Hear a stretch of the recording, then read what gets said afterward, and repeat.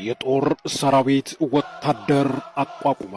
አሸባሪው አይኤስን የገጠመችው ብቸኛዋ የኢራቅ ኦርቶዶክስ ቤተክርስቲያን ታሪክ። የህልውና አደጋ ይዞ የመጣው አይኤስ ቤተክርስቲያኒቱ ልጆቿን ከጥቃትና ግድያ ለመከላከልና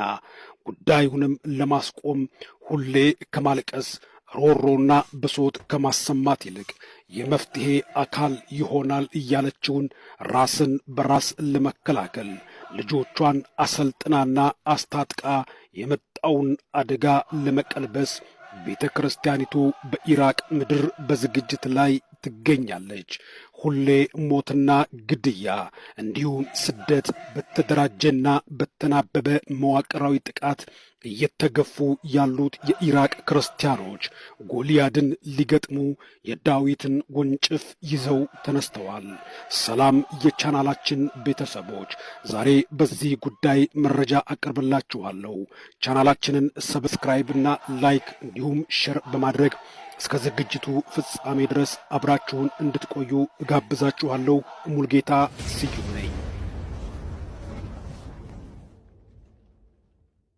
In the fight against the Islamic State group, the country's Christians have been coming together and forming ፍራንስ 24 የተባለው ዓለም አቀፍ ሚዲያ በኢራቅ ውስጥ ክርስቲያኖችን ኢላማ አድርጎ እየመጣ ያለውን አሸባሪውን አይኤስን ለመከላከል እንዲሁም ለመግጠም የኢራቅ ኦርቶዶክሳውያን ክርስቲያኖች የባቢሎን ብርጌድ የተሰኘ የጦር ሰራዊት አቋቁመው ወታደራዊ ስልጠናና ዝግጅት ሲያደርጉ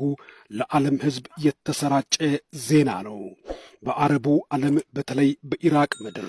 ካለው አጠቃላይ ሕዝብ ከ1.5 ሚሊዮን የማይዘል ቁጥር ያላቸው የኢራቅ ክርስቲያኖች በእምነታቸውና ኢየሱስ ክርስቶስን አምላክ አድርገው በማመናቸው ምክንያት ከሳዳም ሁሴን መውደቅ ጀምሮ እየደረሰባቸው ያለው መከራና ስቃይ የተለመደ ቢሆንም ከቅርብ ዓመታት ወዲህ ግን እንደ አይኤስ ያሉ ቡድኖች በክርስቲያኖች ላይ ይዘውት የመጡት ስጋት እጅግ ከባድና አስጊ በመሆኑ ከ1% የማያልፉትን ክርስቲያኖችን